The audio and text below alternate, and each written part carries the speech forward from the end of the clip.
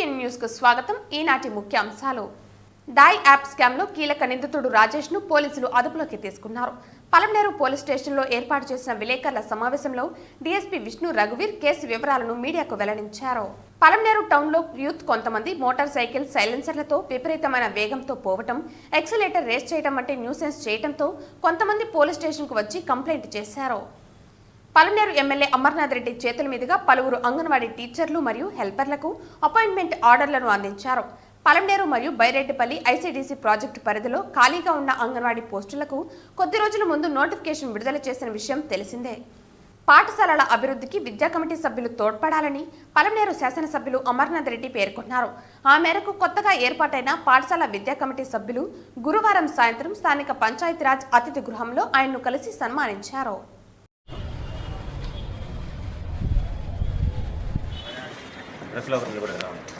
పలమనేరు పురపాలక సంఘం మెప్మా విభాగంలో డేటా ఎంట్రీ ఆపరేటర్ గా విధులు నిర్వర్తిస్తున్న రాజేష్ జనవరి 2024వ సంవత్సరం వాట్సాప్ ద్వారా బాలసుబ్రహ్మణ్యం పరిచయమై తాయ్ యాప్ ద్వారా 1000 రూపాయలు పెట్టుబడి పెడితే రోజుకు 43 రూపాయలు వస్తుందని, ఇలా ఎంత ఎక్కువ డబ్బులు పెడితే అంత ఎక్కువ సంపాదించవచ్చునని చెప్పడంతో రాజేష్ లక్షల రూపాయలు పెట్టుబడి పెట్టాడని, అతనికి 35 లక్షలు రాగా అతను మరలా 31 లక్షల రూపాయలు పెట్టుబడి పెట్టాడని మెప్మా కార్యాలయంలో పనిచేస్తున్న ఆర్పీలను తాయ్ యాప్ మెంబర్లుగా చేర్పించాడు. మీరు కూడా మెంబర్లుగా చేర్పిస్తే అధికంగా లాభాలు పొందవచ్చునని చెప్పడంతో ఆర్పీలు పలమనేరు పట్టణంలో దాదాపు 500 మందిని సభ్యులుగా చేర్పించారు. గత నెల 27వ తేదీన తాయ్ యాప్ క్లోజ్ కావడంతో ప్రజలు డీఎస్పీ కార్యాలయంలో తాయ్ యాప్ ద్వారా కోట్ల రూపాయలు మోసపోయారని పెద్ద ఎత్తున ఫిర్యాదులు చేయటంతో ఇటీవల కలెక్టర్ ఆదేశాల మేరకు విచారణ జరిపామని, ఈ కేసులో కీలక నిందితుడు రాజేష్ ను అరెస్టు చేసి కేసు నమోదు చేశామని, ఈ యాప్ లో A1 ముద్దాయి బాలసుబ్రహ్మణ్యం, A2 ముద్దాయి టీనా ఎక్కడ ఉన్నారో దర్యాప్తు చేస్తున్నామని, ప్రజలు అధికంగా ఆశపడి ఎలాంటి ఫైనాన్స్ యాప్లను నమ్మవద్దని సూచించారు. చైన్ లింక్ ద్వారా నేరస్తులు మోసాలు చేయడానికి ప్రయత్నిస్తున్నారని జాగ్రత్తగా ఉండాలని తెలిపారు. స్టేట్మెంట్ రాసి ఇవాళ అతన్ని ఫోటో పబ్లిక్ చేస్తున్నాను.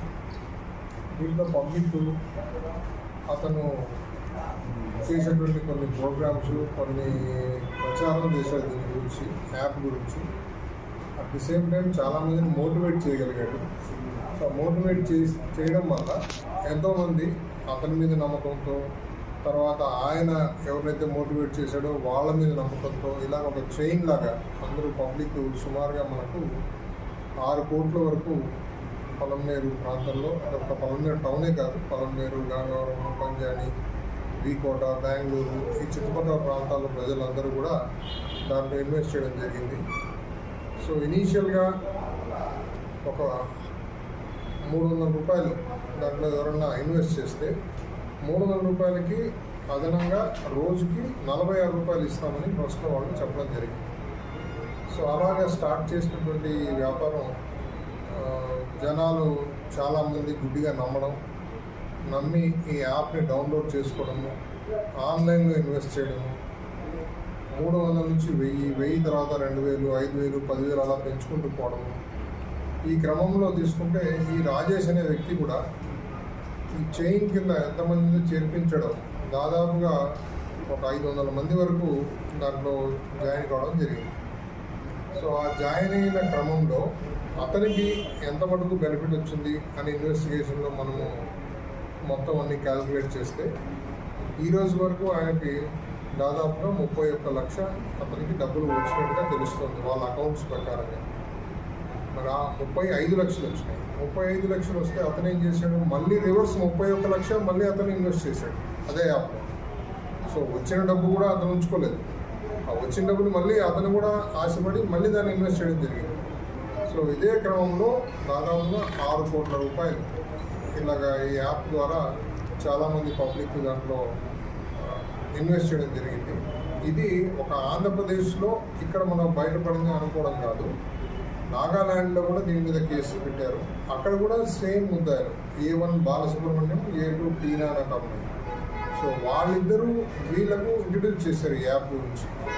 మన రాజేష్కి జనవరి 2024 ఈ సంవత్సరం జనవరిలో ఇతన్ని వాళ్ళు నెట్ ద్వారా కాంటాక్ట్ అయ్యి వాట్సాప్లో మాట్లాడి, వాట్సాప్లో ఆయన ఏదో ఒక ఫామ్లో సీఈఓగా పనిచేస్తున్నానని బాలసుబ్రహ్మణ్యం అనే వ్యక్తి వీళ్ళకి ఇంట్రడ్యూస్ చేయడం, ఇతను రాజేష్ గుడ్డిగా అతన్ని నమ్మడం, ఎలాంటి వెరిఫికేషన్ లేకుండా, కనీసం ఫిజికల్గా కూడా అతన్ని చూడకుండా జస్ట్ వాట్సాప్ ఆడియో కాల్స్ కొన్ని వాళ్ళు మాట్లాడడం వల్ల ఈయన నమ్మి ఈయన మోసపోవడమే కాకుండా జనాల్ని ఎంతోమందిని ఇతను మోటివేట్ చేసి తద్వారా చాలామందికి ఫైనాన్షియల్ లాస్ కలిగించాడు.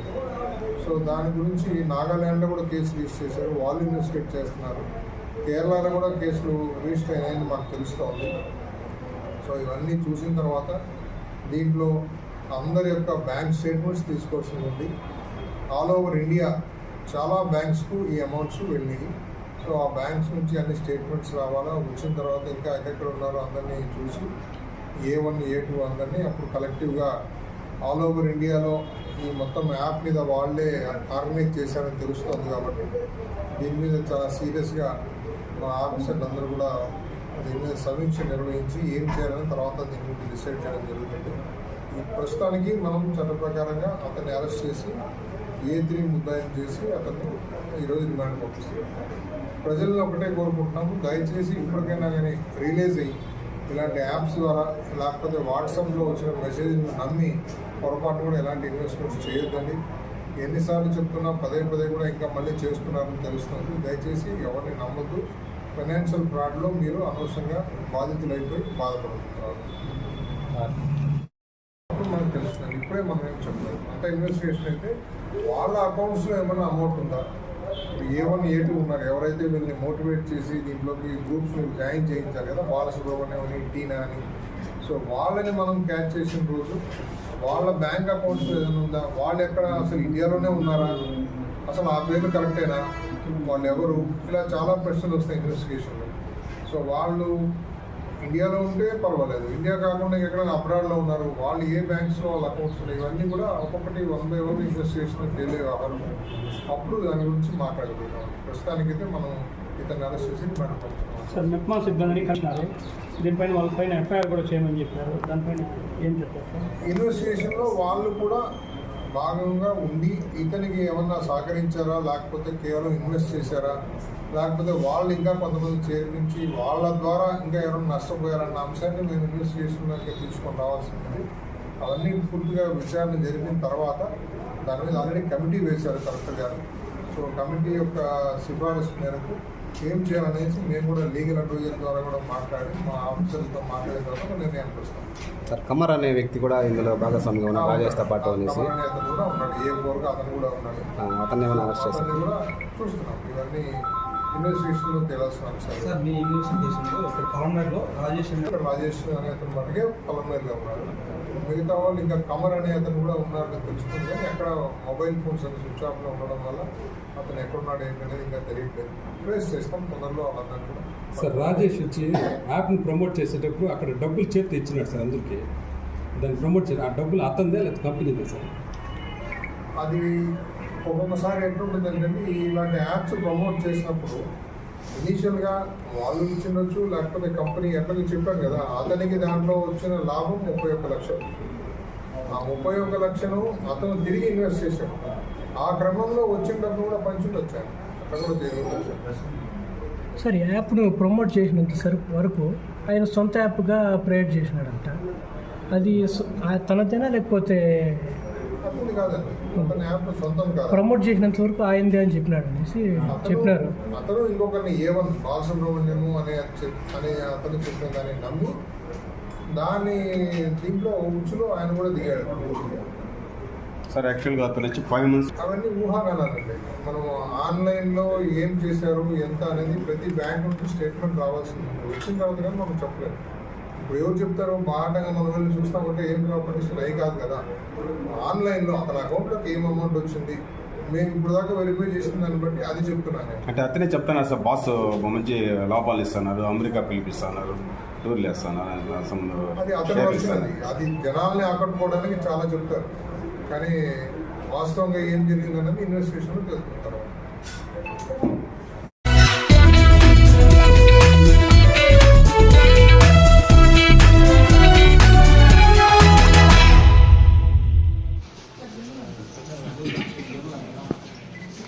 పలమనేరు పలమనేరు మరియు బైరెడ్డిపల్లి ఐసీడీఎస్ ప్రాజెక్టు పరిధిలో ఖాళీగా ఉన్న అంగన్వాడీ పోస్టులకు కొద్ది రోజుల ముందు నోటిఫికేషన్ విడుదల చేసిన విషయం తెలిసిందే. ఈ నోటిఫికేషన్ నందు సెలెక్ట్ అయిన అంగన్వాడీ టీచర్లు, హెల్పర్లకు ఎమ్మెల్యే తన కార్యాలయంలో గురువారం నియామక పత్రాలు అందజేశారు. పలమనేరు ప్రాజెక్టు పరిధిలో 2 అంగన్వాడీ టీచర్లు, 1 మినీ వర్కర్ మరియు 6 మంది హెల్పర్లు, అదేవిధంగా బైరెడ్డిపల్లి ప్రాజెక్టు పరిధిలో 3 అంగన్వాడీ టీచర్లు, 8 మంది హెల్పర్లకు ఆయన అపాయింట్మెంట్ ఆర్డర్లను అందజేశారు. నియామక పత్రాలు అందుకున్న ప్రతి ఒక్కరూ బాగా పనిచేసి మంచి పేరు తీసుకురావాలని ఆయన సూచించారు. ఈ కార్యక్రమంలో Palamaner CDPO Indira Priyadarshini, Byreddipalle project supervisors Ramadevi, Latha, Sujatha మరియు సిబ్బంది పాల్గొన్నారు.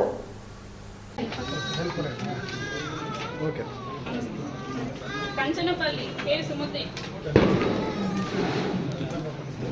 P Thandupalli N Harshiya, Nernipalli P Mutyalamma,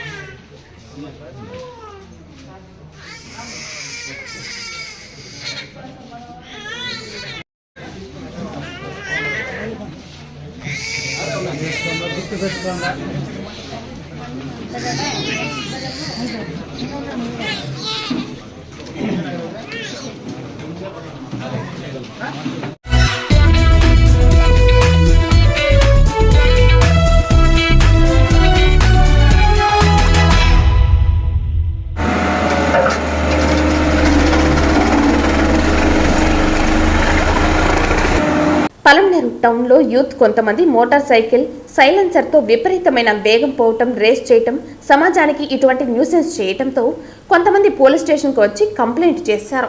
అటువంటి వారిని నిఘా వేసి 40 మోటార్ సైకిళ్ల దగ్గర నుండి సైలెన్సర్లను తీసివేసి జేసీబీ ద్వారా దాన్ని ఈరోజు తొక్కించడం జరిగిందని, ఇంకా కొంతమంది ఇటువంటి సౌండ్ చేస్తూ వెళ్లే బైక్స్ కొన్ని ఉన్నాయని, దాన్ని కూడా త్వరలోనే పట్టుకుంటామంటూ పలమనేరు టౌన్ సీఐ చంద్రశేఖర్ తెలిపారు.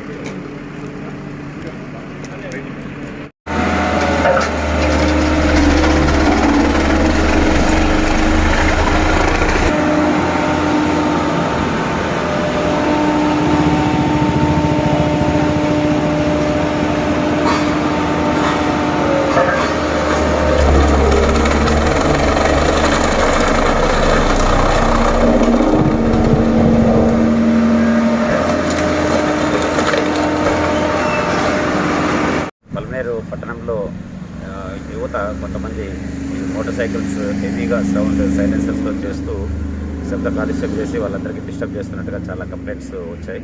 దానిపైన మా head constables Reddappa and Shankar వీళ్ళిద్దరు కూడా ట్రాఫిక్లో ఉంటూ అప్పటికప్పుడు అట్లాంటి వెహికల్స్ అన్నీ పట్టుకొని దాన్ని సైలెన్సర్లన్నీ సీజ్ చేయడం జరిగింది. ఈ సైలెన్సర్లు ఏమంటే దాంట్లో ఉన్నటువంటి మఫ్లర్ తీసేసి హెవీ సౌండ్ వచ్చేటట్టు యూత్ ఈ మోటార్ సైకిల్స్ నడపడం టౌన్లో చాలా కంప్లైంట్స్ ఉన్నాయి. దానివల్ల ఈరోజు దాదాపు ఇప్పటివరకు మనం 40 సైలెన్సర్ని ఈరోజు డిస్ట్రాయ్ చేయడం జరిగింది. పేరెంట్స్ అందరూ కూడా మా వైపు నుంచి విజ్ఞప్తి, మీ పిల్లల్ని కొద్దిగా ఈ వీలింగ్ చేస్తూ ఉన్నారు, మోటార్ సైకిల్స్ అనే కంప్లైంట్స్ కూడా ఉన్నాయి. కాబట్టి అవి ఈ టౌన్లో ఒక 2-3 మోటార్ సైకిళ్ళు ఇంకా ప్రస్తుతానికి తిరుగుతూ ఉన్నాయి. వాళ్ళపై కూడా నిఘా ఉంచడం జరిగింది. త్వరలో వాటి కూడా సీజ్ చేసి చట్టపరం చర్య తీసుకోవడం జరుగుతుంది. యూత్ అందరూ కూడా ఒకటే మా వైపు నుంచి హెచ్చరిక, ఎవరు కూడా ఇలాంటి సైలెన్సర్లు హెవీ సౌండ్తో టౌన్లో నడుపుతూ స్ట్రీట్లో కూడా అమ్మాయిలు పక్క కూడా ఇది చేస్తూ వాళ్ళందరూ కూడా డిస్టర్బ్ చేస్తున్నారు. చదువుకునే వాళ్ళని కూడా కాలేజీ దగ్గర, స్కూల్ దగ్గర, అన్నింటి దగ్గర ఈ వెహికల్స్ వల్ల చాలా డిస్టర్బ్ అవుతుంది. కాబట్టి ఎవరు కూడా ఈ ఎలక్ట్రానిక్ శబ్ద కాలుష్యానికి పాల్గొనడం జరుగుతుంది. మా నుంచి చంద్రశేఖర్ సిఐ మొత్తం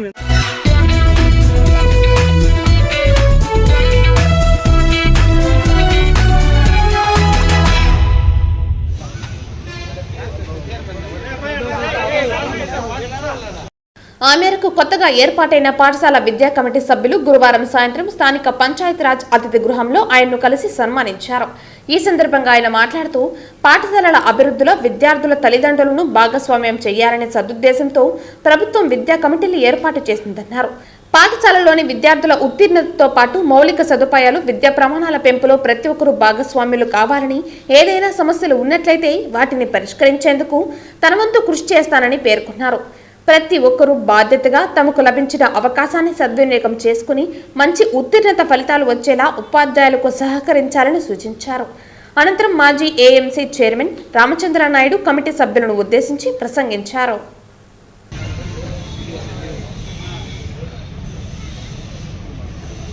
నూతనంగా ఎన్నికైనటువంటి పాఠశాల విద్యా కమిటీలన్నీ కూడా హై స్కూల్స్ కానీ, అప్పర్ ప్రైమరీ స్కూల్స్ కానీ, ప్రాథమిక పాఠశాలలు కానీ వాటన్నిటికీ కూడా ఎన్నికలు నిర్వహించి ఒక తల్లిదండ్రుల నుంచి కూడా ఒక మంచి కమిటీని ఎన్నుకొని ఆ పాఠశాల అభివృద్ధికి తల్లిదండ్రుల ద్వారానే, ఎవరైతే పేరెంట్స్ ఉంటారో వాళ్ళ ద్వారానే దానికి వచ్చేటువంటి ఫండ్స్ కానీ, అదేవిధంగా అక్కడ పాఠశాలలో ఎలాంటి మౌలికమైనటువంటి సదుపాయాలు చేయాలన్నా కూడా వాళ్ళ ద్వారానే చేయాలనేటువంటి మంచి సదుద్దేశంతో ఈ కార్యక్రమాన్ని ప్రభుత్వం తీసుకున్నది. ఈరోజు ఎన్నిక కాబడినటువంటి మీ అందరికీ కూడా పాఠశాల విద్యా కమిటీ అధ్యక్షులు కావచ్చు, కమిటీకి కావచ్చు, ఉపాధ్యాయులు కావచ్చు, మీ అందరికీ కూడా శుభాకాంక్షలు తెలియజేసుకుంటూ మీరందరూ ఆ యొక్క పాఠశాల అభివృద్ధికి తోడ్పడాలని చెప్పి నేను మనస్ఫూర్తిగా మిమ్మల్ని అందరినీ కూడా కోరుకుంటూ, మీకు కావలసినటువంటి ఏ రకమైనటువంటి సౌకర్యం కానీ, ఏ రకమైనటువంటి పరిస్థితుల్లో ప్రభుత్వం నుంచి ఏదైనా మీకు సహకారం కావాల్సి వస్తే ఖచ్చితంగా మీకు అన్ని సహకారాలు అందించడానికి మీ ప్రజాప్రతినిధిగా నేను ఎప్పుడూ మీకు అందుబాటులో ఉంటానని చెప్పి నేను ఈ సందర్భంగా కూడా పాఠశాల విద్యా కమిటీ వాళ్ళందరికీ కూడా తెలియజేసుకుంటూ, ఈ 5 సంవత్సరాల్లో పాఠశాలకు సంబంధించి అక్కడ విద్యార్థులకు సంబంధించినటువంటి అన్ని సౌకర్యాలు చేయడానికి మీరు ముందుండాలని చెప్పి నేను మనస్ఫూర్తిగా మిమ్మల్ని అందరినీ కూడా కోరుకుంటూ సెలవు తీసుకుంటాను. అందరికీ నమస్కారం. ఈరోజు వీకోట మండలంలో మొత్తము ఉన్నత జెడ్పీ జిల్లా పరిషత్ హై స్కూల్, ఉన్నత హై స్కూల్ సంబంధించిన స్కూల్ చైర్మన్లు, విద్యా కమిటీ చైర్పర్సన్స్ మరియు చైర్మన్లుగా ఈరోజు ఎన్నిక కావడం జరిగింది. ఎన్నిక సందర్భంలో ఈరోజు అదేవిధంగా స్కూలు విద్యా కమిటీలు అన్ని ప్రాథమిక ఎలిమెంటరీ స్కూళ్ళకి కూడా 130 స్కూళ్ళు జరిగాయి. ఏకాభిప్రాయంగా జరిగింది. అందులో భాగంగా ఈరోజు గవర్నమెంట్ పెద్దలు మన అమరన్న గారు రావడం మాకు చాలా సంతోషదాయకంగా ఉంది. అందువల్ల సందర్భంలో ఈరోజు విద్యాలయం అంటే దేవాలయం కన్నా నిన్న అనేది పద్ధతి. అందులో భాగంగా మీ బాధ్యత ఇతరుల గురు బాధ్యత వచ్చి మీరు స్కూల్ని శుభ్రతగా, అదేవిధంగా పాఠశాల మౌలిక సదుపాయాలు అభివృద్ధి చేయడంలో కానీ ఈ విషయంలన్నిటి కూడా మీరు శ్రద్ధ వహించి ఆ గ్రామ స్థాయిలో కమిటీలన్నీ ఏర్పాటు చేసి ఆ ఊరిలో ఏ విధంగా పాఠశాలలు అభివృద్ధి చేయాలా, పిల్లలు డ్రాప్అవుట్స్ని ఏ విధంగా చేర్పించుకోవాలా, చేర్పించి అన్నీ కూడా ఉన్నత విద్యకి పంపించే విధంగా వాళ్ళ ప్రభుత్వం చేయాలా. ఆ విధంగా మీకు అన్ని కూడా కార్యక్రమాల్లో భాగస్వామ్యం కావాలా. అందులో ఈరోజు చాలా శుభదినం. ఎందుకంటే ఎడ్యుకేషన్ కమిటీ అంటే చైర్పర్సన్స్ అంటే మీకు బాధ్యత ఎక్కువ ఉంది. ఎందుకంటే మీరు ఒకసారి ఆలోచించాలా, మనం చదువులో తగ్గినా మన బిడ్డలు బ్రహ్మాండంగా, మన ప్రాంతం బిడ్డలు బాగా చదవాలా, చదువుతోటి అన్ని విధాల విద్యా బుద్ధులు సంస్కరణలు నేర్పించాలా, ఉపాధ్యాయులకు చేదోడు వాదోడుగా ఉండాలా. విద్యా కమిటీ అంటే పూర్తి అధికారంతో కాదు, సేవాభావ దృక్పథంతో పనిచేయాలా. ఆ విధంగా మీరు గ్రామ స్థాయిలో మీ పాఠశాల పరిధిలో ఉండే విద్యార్థులు ఎవరైనా డ్రాప్ అవుట్ అయినా, వాళ్ళకి మధ్యాహ్నం మిడ్ డే మీల్స్ సరిగ్గా లేకపోయినా అదే సమయంలో ఆ సందర్భంలో ఆ పాఠశాల ఆవరణంలో శుభ్రత, క్లీన్ అండ్ గ్రీను అవన్నీ కూడా చేయాలా. అదే పరిస్థితుల్లో ఏమన్నా మౌలిక సదుపాయాల విషయంలో ఉంటే పెద్దల దృష్టికి తీసుకొస్తే తప్పకుండా వాళ్ళ ద్వారా కొన్ని కాంట్రిబ్యూషన్ ద్వారా కూడా కొన్ని అట్లా చేయాల్సిన పరిస్థితులు ఏర్పడతాయి. ఇవన్నీ కూడా చేసి మన ప్రాంతాల్లో మనకిచ్చిన బాధ్యతలో మనం నెరవేర్చి, నేను ఉన్నప్పుడు ఇది జరిగింది, ఈ పాఠశాల ఈ విధంగా అభివృద్ధి జరిగింది, అప్పుడు బ్రహ్మాండంగా విద్యార్థులు 100% పాస్ అయినారు, ఈ విధంగా పిల్లలతో మేము అంతా కూడా తల్లిదండ్రులు సమన్వయం చేసి బాధ్యతగా తీసుకొచ్చిన తల్లిదండ్రుల్ని అనే విషయాన్ని మీరందరూ కూడా ఎడ్యుకేట్ చేయాల్సిన బాధ్యత ఉంది. ఆ విధంగా ఎడ్యుకేట్ చేసి మన మండలానికి సంబంధించిన జిల్లా పరిషత్ హై స్కూల్స్ మొత్తం 26 హై స్కూళ్ళు ఉన్నాయి. 26 హై స్కూల్ రాయలసీమలోనే అతి ఎక్కువ హై స్కూల్ ఉండేది ఎందుకంటే జిల్లా పరిషత్ హై స్కూల్లో వీకోట మండలంలో. కాబట్టి మీరందరూ కూడా ఈ హై స్కూల్లో కూడా ఫస్ట్ ప్రారంభోత్సవం అమరన్న గారి నాయన ఎంపీగా పార్లమెంట్ మెంబర్గా ఉంటే రామకృష్ణారెడ్డి అన్న ఫస్ట్ ఒకే హై స్కూల్ ఉంటే 2 పాంగానపల్లి, లింగాపురం, గాజీపేట, కోటకనమల హై స్కూల్ పెట్టారు. ఆ తర్వాత మొత్తం అంచెలంచెలుగా వచ్చి ఈరోజు 26 స్కూల్కు అండగారు కూడా తోడ్పడి పాఠశాల ఎడ్యుకేషన్ పరంగా ఇంట్రెస్ట్ ఉంది. గతంలో మంత్రిగా ఉన్నప్పుడు పోస్ట్ అన్ని కూడా శాంక్షన్ చేసి ఇవ్వడం జరిగింది. అందులో భాగంగానే ఈరోజు ఉపాధ్యాయులు గుర్తు కూడా 100% ఉన్నారు. కొన్ని చోట్ల లేకున్న సబ్జెక్ట్స్ కూడా తప్పకుండా వాళ్ళకు కూడా చూస్తాం. కాబట్టి అండగా తెలియజేశారు. కాబట్టి ఈ ప్రాంతాన్ని ఎడ్యుకేషన్ హబ్గా తయారు చేయాలని చెప్పి ఒకే ఉద్దేశంతో ఈరోజు డిగ్రీ కాలేజ్ కూడా లాస్ట్ ఇయర్ 5 ఏళ్ళకు ముందే మంజూరైన తర్వాత కొంత ఇబ్బంది అయ్యి నిలబడింది. అన్నగారు ప్రమాణ స్వీకారం చేసిన వెంటనే అమరన్న గారు ఫస్ట్ లెటరే డిగ్రీ కాలేజీ పెట్టారు. ఆ డిగ్రీ కాలేజీ ఉద్దేశం ఏమంటే మన పిల్లలు పోయి తిరుపతి, చిత్తూరు దూర ప్రాంతాల్లో చదివేదానికైనా మన ప్రాంతంలో చదవాలా, ప్రభుత్వం డిగ్రీ కాలేజీ కావాలా అనే ఉద్దేశంలో అమరన్న గారు లెటర్ పెట్టడం, చంద్రబాబు నాయుడు గారు ముఖ్యమంత్రిగా ఆమోదించడం జరిగింది. మీరు కూడా పత్రికా పక్షం ద్వారా చూసింటారు. తప్పకుండా కూడా ఎడ్యుకేషన్ పరంగా మీ అందరి యొక్క ఆకాంక్ష అభివృద్ధి చేయాలా, అభివృద్ధి అంటే ఎడ్యుకేషన్ ఇంప్రూవ్మెంట్ చేయాలా, డ్రాప్ అవుట్స్ అనేది మన ప్రాంతంలో ఉండిపోయి చూసుకోవాలా, ప్రతి ఒక్కరు విద్యా బోధన బోధించే విషయంలో ప్రతి ఒక్కరు సహకరించాలని కోరుకుంటూ ఈరోజు మీ అందరూ కూడా నూతనంగా ఎదుర్కోబడిన ప్రతి ఒక్కరికి కూడా పేరు పేరున ధన్యవాదాలు తెలియజేస్తున్నాం.